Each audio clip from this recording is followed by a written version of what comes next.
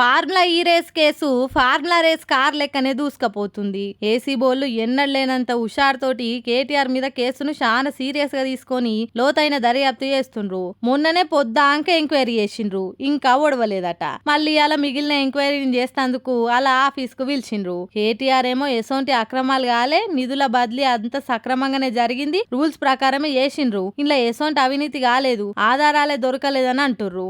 కానీ చిన్నగేడన్న క్లూ దొరికినా కేటీఆర్ ను షొవ్వులు ముద్దామని చూస్తుండు సర్కారోళ్ళు. ఇలా ఏసీ బోల విచారణ కోయే ముంగట కేటీఆర్ సార్ మళ్ళోసారి సోషల్ మీడియాలో పోస్ట్ పెట్టి సర్కార్ను తిట్టిపోసిండు. ఈ సర్కారు మా మీద కక్ష గట్టి ఎన్ని కేసులు పెట్టి భయపెడదామని చూసినా అధైర్య పడేది లేదు. ఈ లొట్ట పీస్ కేసులు మా ఘనతను తుడిచిపెట్టలేవు. 46 కోట్లు పారదర్శకంగా బ్యాంక్ టు బ్యాంక్ నుంచి చెల్లించినమని చెప్తున్నప్పుడు అవినీతి ఏడున్నట్టు? మేం హైదరాబాద్ ఇమేజ్ ని పెంచితే దాన్ని అంగడి చేసింది రేవంత్ సర్కారు. అసలు ఆ రేసు రద్దు చేసి సర్కార్ ఖజానాకు నష్టం చేసింది ఆళ్ళు.